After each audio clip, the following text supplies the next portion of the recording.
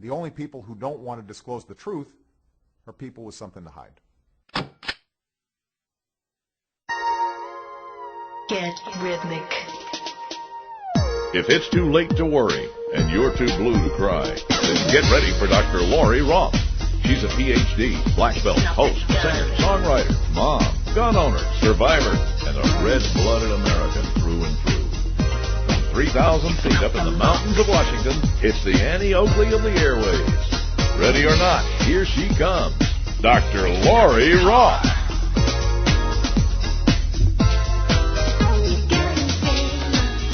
It's a regular family affair, folks. The usurper-in-chief has interesting brothers. Chubat Foundation. Wally Chubat has been digging to China for stories, unlike our media. He gets it right. He goes into the Arabic. Egyptian official ties Obama's brother to the Brotherhood.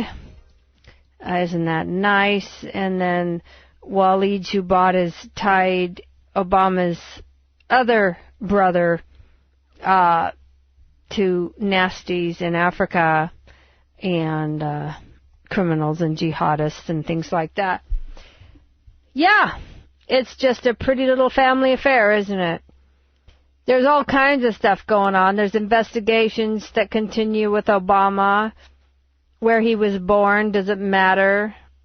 Is there anyone in Congress that cares? Carl Gallups has been diving into this fast and furious, and I don't mean the scandal Fast and Furious as Holder is involved with, but he's been digging to China for this story, along with Sheriff Arpaio and Zullo and all these dudes. They've been truly investigating what's going on. So let's invite, Carl wasn't sure if he could get on, but it sounds like he has just come back. He was traveling en route from somewhere. Are you there? Are you in one piece, Carl? I'm here. I can hear myself twice. Are we there? Yes, I'm here and I'm in one piece. Thank you so much, Dr. Lori. It's a great honor to be on your show. You're in one piece and two voices in your headset. So maybe Patrick can do something to help that. Oh, he can't do anything there, so we're going to have to just hear two of you, I guess. Sounds good to my ear. Okay. What is the latest that you are hearing? I know you talk with Zullo, Investigator Zullo, and Sheriff Arpaio, and you have gone to CPAC and talked with officials and members of the House trying to get them to review the facts of your very real investigation that you say is not small stuff. What is going on here? Okay, well, the very latest is, yes, I talk to Mike Zullo probably 2 to 3 times a day, almost 7 days a week. So we keep each other informed on everything that both of us know. Now, of course, he's delving into it strictly from the criminal investigation law enforcement side, the forensic side. So and that's what I used to do back in the old days when I was in law enforcement, so I understand how all that works. One of the reasons he confides in me. Secondly, of course, I delve into it from all of the investigative journalistic angles and research angles, and of course I do a lot of broadcasting, and so the two of us together are continually comparing notes. And the latest developments, and I have to speak a little generally and a little nebulously, I believe your audience will forgive me, because the bottom line is Zullo is dealing with a criminal investigation, and I want your audience to understand this. So this is not just simply some little journalistic fluff piece that Mike and I are talking about, and we can just give all the details. But no, this is a literal criminal investigation wherein, at the end of the day, people might go to prison over this. So what we're trying to do is to move this to a congressional investigation so that a congressional committee can actually subpoena officials and people from all over the nation, from Hawaii to Washington, D.C. Now, and they can get to the bottom of everything, Social Security number, the Selective Service, the missing immigration records, the missing hospital records, everything. But the bottom line is they are pursuing it. Zullo is pursuing it from this fraudulent Birth certificate. It's a 100% done deal, Lori. The birth certificate that Obama has proffered, the only identifying document he's ever proffered, is a fraud. It's a forgery. Hold that thought. We'll be back with more. Welcome to Earth, third rock from the sun.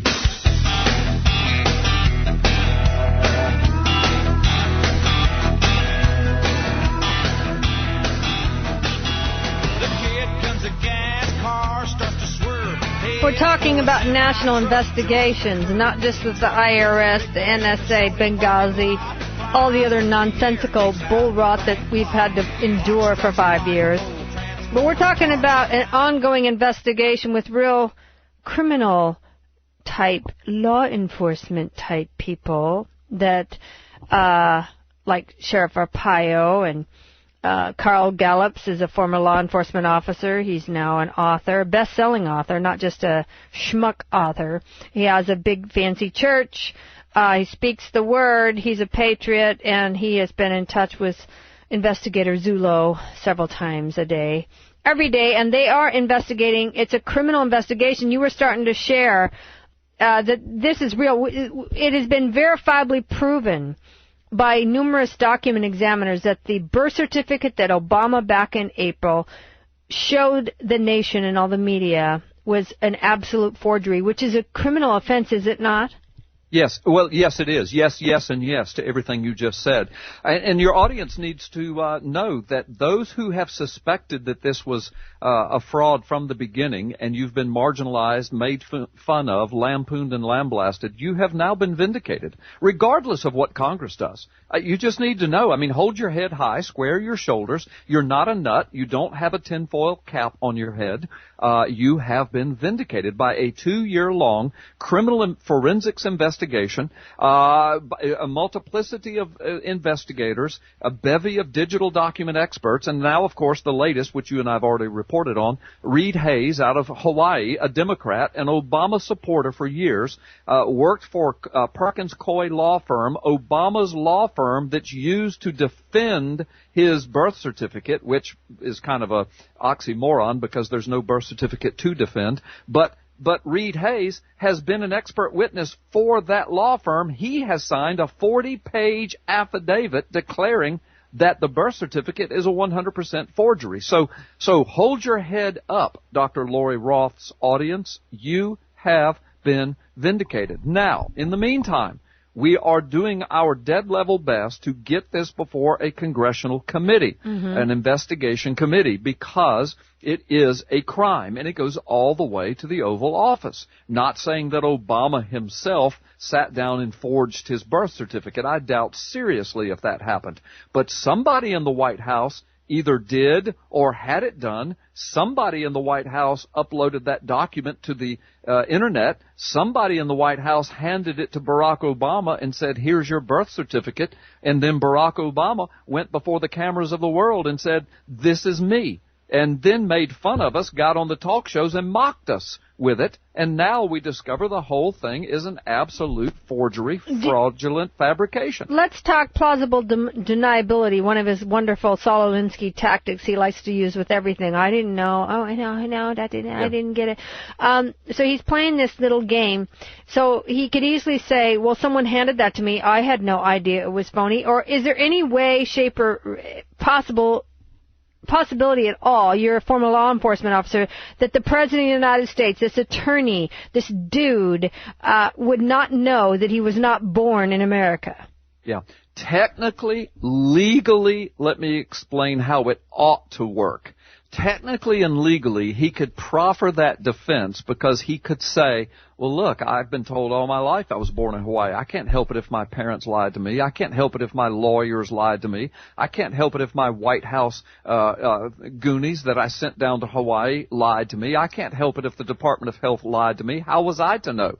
Okay, so that is a legal defense. The problem in Obama's case is this, though, Dr. Lori, is that right after he went in office, he ordered the lockdown of all of his documents, okay?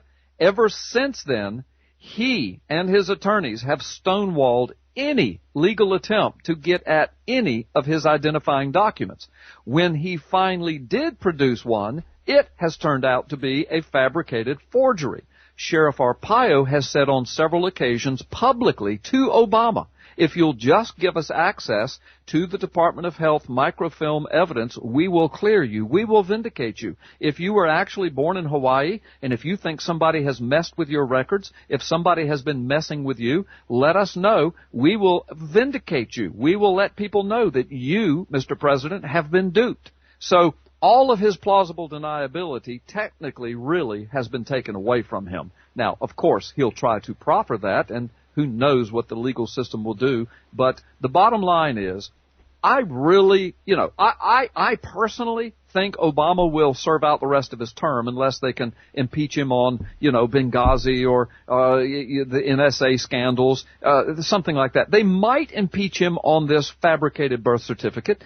But the bottom line is, I'm not so concerned, if you will, about Obama himself being impeached over this as much as I am, Dr. Lori, for protecting the integrity and dignity of the office and our Constitution and the laws of the land. We cannot have it that a possible foreigner can come in and play a game on the American public and be commander-in-chief and be the president, the chief executive officer of the economy of the United States of America. We cannot be a banana republic. This thing has to be heard. It has to be vindicated through Congress. It has to be dealt with, and that's what we're pushing for. Now, the icing on the cake will be if the congressional investigation backs up everything that Zulo has, and then they subpoena people from Hawaii and Department of Health and the hospitals and Kapiolani and et cetera, and they discover that this massive fraud has been perpetrated upon the American public, and then Congress does something like impeachment and removal.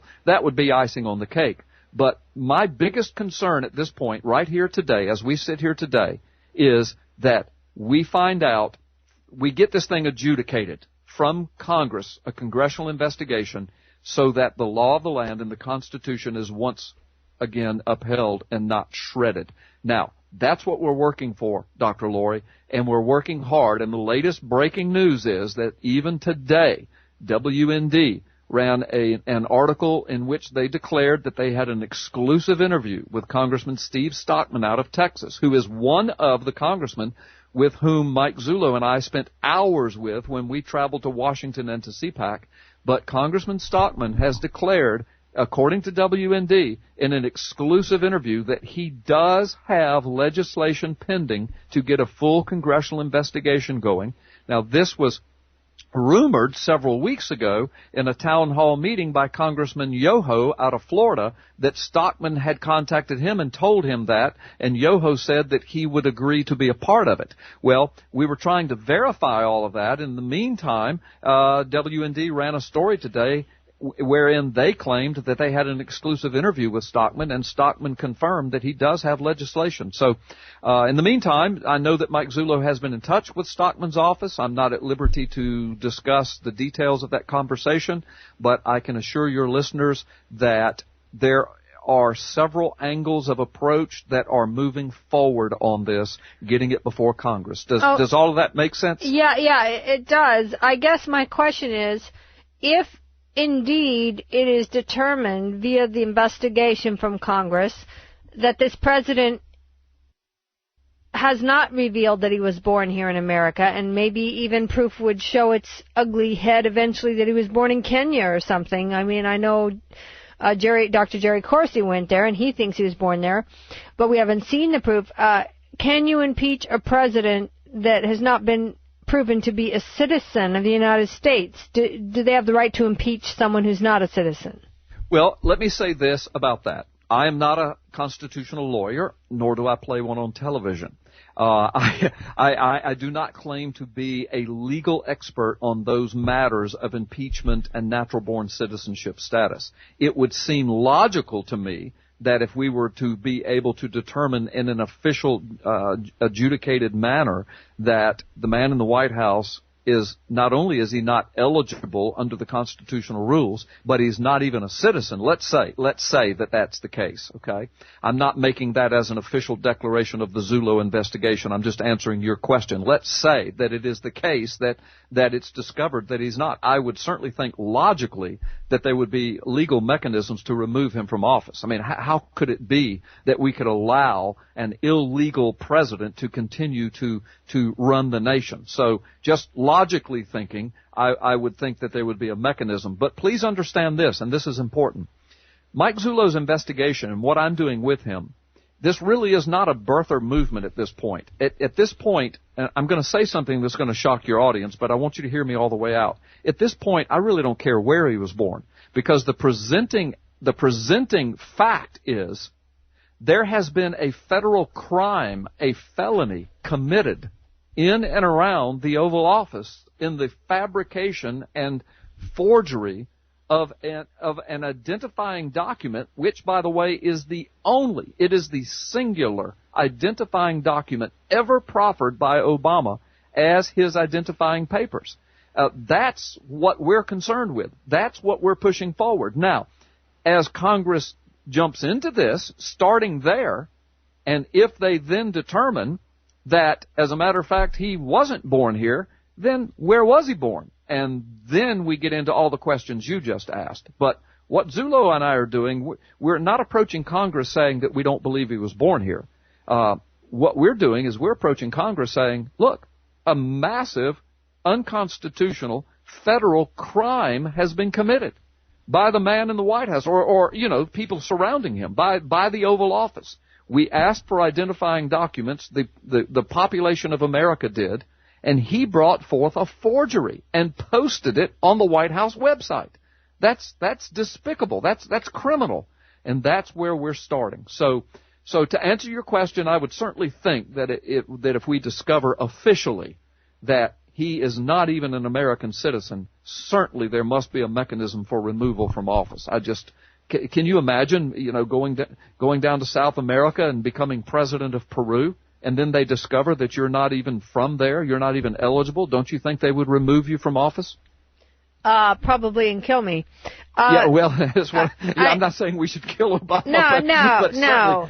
But certainly, if we discover he's not from here and not eligible, then I would certainly hope there's a legal mechanism to remove him. Well, yes. and as a former law enforcement officer, it's speculation, but why would a president show a forgery of a birth certificate when it was building up to, he was getting so much pressure to reveal his birth certificate? Then when he finally does, it's a forgery, as if he wouldn't figure out that would be soon discovered. That's the first thing that blows my mind, is it was not a good forgery. So he's not dumber than a post. What was he smoking when he showed that? Did he not know? He had to have known it was a huge crime. Okay. Secondly, what is the reason? I can't think of a reason you would show a forgery except to hide something major, like a name on a birth certificate you don't want exposed, or your real dad perhaps you don't want known, or the country of birth that's not America. You don't hide a real birth certificate. If he lost one, I was looking into that too. You can go to the hospital and get another one. That's not the end of the world. If you lose one, you trace it back to the hospital you were born at. So I keep thinking in my mind, why would you do that? Yeah, I can answer all of that. How much time do we have? Plenty. 1 minute. Okay, good. All right. One minute, and then a break, and then we come back and we have another long segment. Oh, well, okay, then we don't have plenty of time. We've got 1 minute. Okay, well, let me tease it then and say that when we come back, I will answer. You asked about 3 or 4 questions, and there are answers. There are logical legal answers, and there are technical answers to the questions you just asked. And I've explored these questions many times in official ways and on the radio in journalistic ways. So I believe I have some insight that I can share with you and your listeners because you've asked a brilliant question and is one that needs to be answered, and I'll be glad to do it on the other side of the break. Thank you, because it is the question I've asked for some time. Is regardless of his plausible deniability games and things he wants to pull, I didn't know that, if someone gave it to me. the bottom line is there's a reason you show a fraud. There's a reason someone gave you a fraud, even if you pretend like you didn't know it was a fraud. So I want to know what the stinking reason is. There's a reason that's not pretty. We'll be back. We're talking with Carl Gallups. I'm Lori Roth. Don't you go.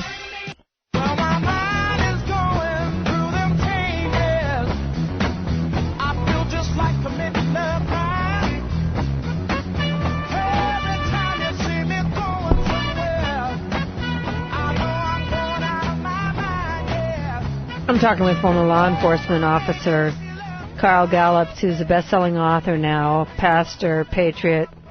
Say it like it is, dude. Carl, I just ask you a question. I mean, regardless of who fabricated the ham sandwich birth certificate that we were all shown that was supposed to be real, and it was even if Obama plays the innocent game, I didn't know that it was fraud. Okay. There's a reason someone made a fraud and gave it to him, or Obama also knew it was a fraud. What are those reasons and trails? I mean, no matter what he plays, I mean, you don't just spend your time playing around and making up something if there's not something to hide. Yeah, that's an excellent question, Dr. Lori, and let me just lay out a scenario for you. Your original question was, why in the world would he stand before the world and hold up a document and then we find out later it's fraudulent? What are the possibilities there? Okay, let's examine them, and then I want you to follow me here.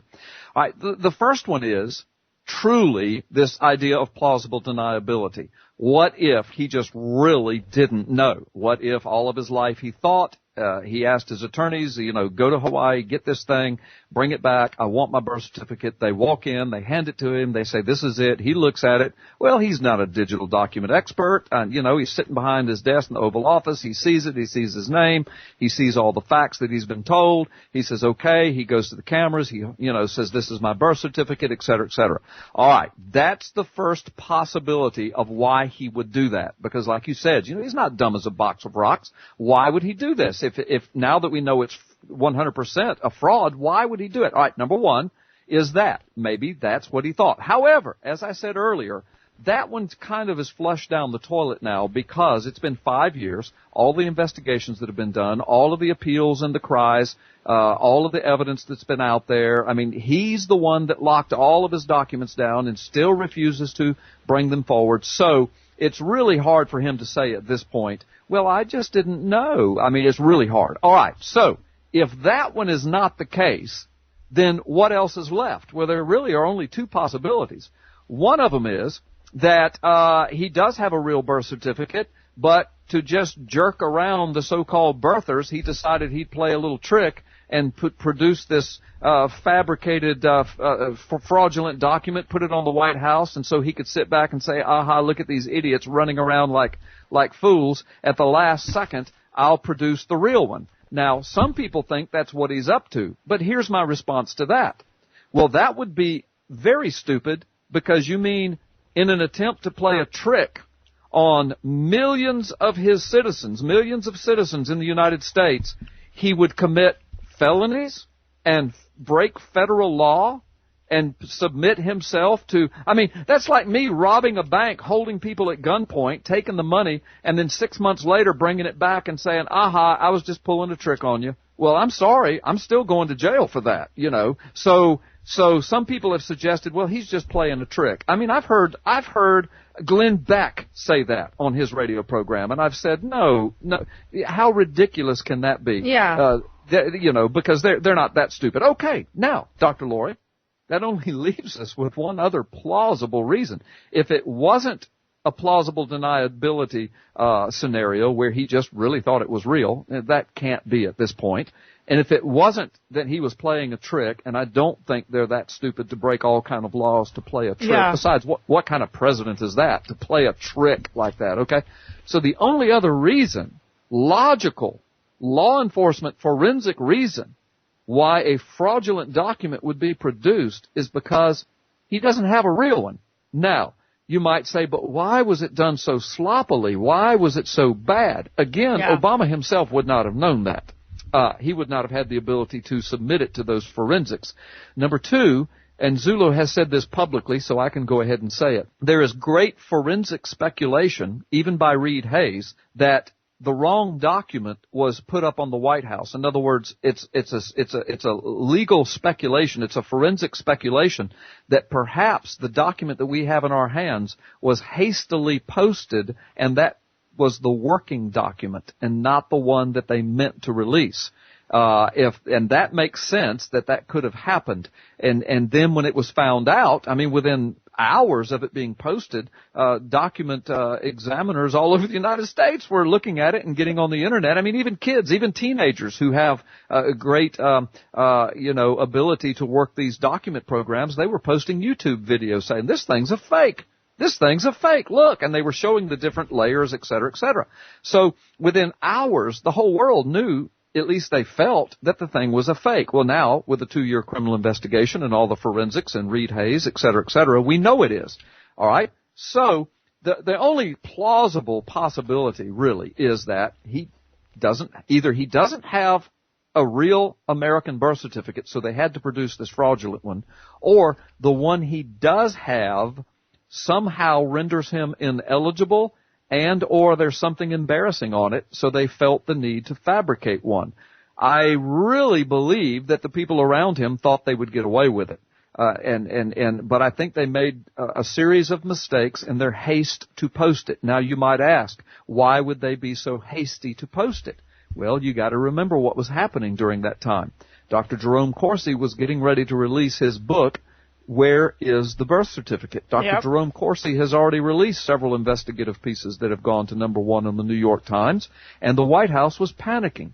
It's my understanding that the White House received a leaked copy of his book. They knew what was in it. It has been speculated that perhaps somebody leaked it to him that wanted to see him make a mistake. I think that they did make a mistake. I think they read it. I think they panicked. I think in an attempt to bring a solution, they jumped on this fabrication. It was hastily thrown together. I think the work product was probably uploaded rather than the real thing or the final product. And then if you'll remember, within days of doing that, they conveniently found and killed Osama bin Laden, if you'll remember. So it effectively shifted the entire focus from the birth certificate to the killing of Osama bin Laden. So I really think that what we're dealing here with is the fact that either he does not have an American birth certificate, or the one he has, there's something bad wrong with it. There's something on it that he does not want the world to see for whatever reason. Now, that's all just speculation, but it's logical speculation, and it is forensic speculation. But one more thing I'll say in the answering of this question. I've said it before on your show. Let me say it again because it goes with this forensic speculation we're doing. Think about this, Dr. Lori Roth's audience. If this man truly is the iconic figure that everyone claims he is. I mean, he's America's first black president, the first black leader in the world to become the leader of the #1 superpower, the most powerful man in the world, the first black man to assume that position. Within months of assuming that position, he's given the Nobel Peace Prize. I mean, this guy's iconic. Okay. Why is there not a hospital anywhere in the United States that has erected a monument to this iconic figure of world history? Not a hospital has even put a plaque on the wall. Not a single hospital will officially claim him in a legal way, certifying with a document and a sworn affidavit that Barack Obama, our dear leader, the Prince of Peace, the iconic leader of the world, was born in our hospital. Look how famous we are. Please come visit our hospital. No one will do that, Dr. Lori. Now, that's very telling to me, especially when you consider that the birth certificate that he did release, which we now know is a forgery, says that he was born at Kapiolani Hospital in Honolulu. If you'll remember, when the whole birther issue first started back in 2008, 2009, the first story the White House released was that he was born at Queens Hospital in Honolulu. But Queens Hospital quickly came out and denounced that story and said, we have no records of him being born here. So the next thing that happened is the White House shifted their story to Kapiolani, where they kept it until he released the birth certificate. But to this day, Dr. Lori, Kapiolani Hospital has not erected a monument. They've not even put a plaque on the wall. And we cannot get, I say we because Mike Zulu and an entourage has been to Hawaii several times, they cannot get a Kapiolani officer to declare that he was born there. They cannot get a Kapiolani official to sign an affidavit that he was born there or that records even exist. Kapiolani has gone dark. They will not confess or admit that this iconic world figure was born in their hospital. Now, Dr. Lori, if Queens denies it, and Kapiolani hasn't denied it, but they won't verify it either, in the face of this famous iconic figure who supposedly was born there, and he held up a piece of paper saying he was born in their hospital, yet, he confirmed it, so to speak, but they won't.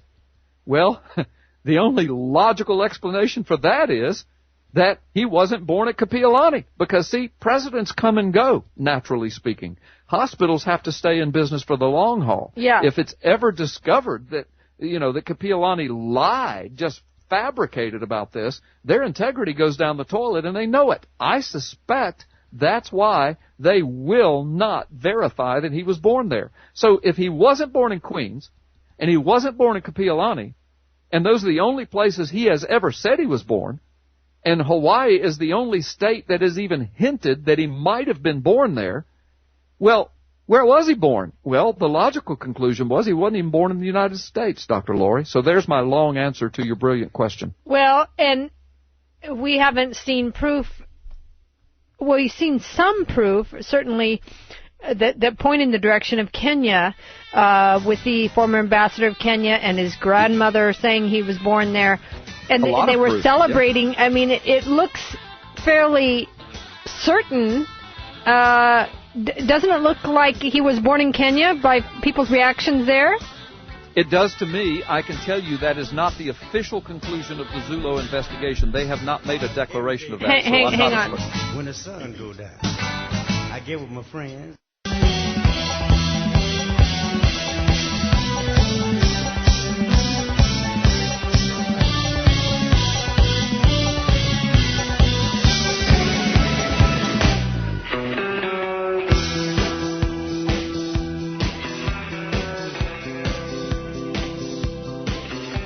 Carl, this is our short segment. What about the Kenya angle? Yeah, thank you. That's another great question. It's asked often. So very quickly, I need to say the Sheriff Arpaio investigation is not making any official declarations about what they think about where he was born. This is Carl Gallup's talking now for your audience. I believe the preponderance of the evidence seems to indicate there's a great possibility he was not born in America. If that's the case, then where would he be born? Well, the logical explanation is Kenya. Why is that logical? Well, the ambassador of Kenya, Ogega, right after Obama won the presidency, said Obama was born there. Obama's step-grandmother said that he was born there, and she witnessed the birth. Obama's step-sister said that he was born in Kenya, and she witnessed the birth. And this is the clincher. For 16 years, Obama's publishers put it in writing that he was born in Kenya. And for 16 years, Obama himself declared in writing he was born in Kenya until he ran for president. And then magically, he had an epiphany, kind of like Joseph Smith with another angel that came upon him, and suddenly the black people were okay in Mormons. Yeah, he had an epiphany. Mm-hmm. We'll be right back.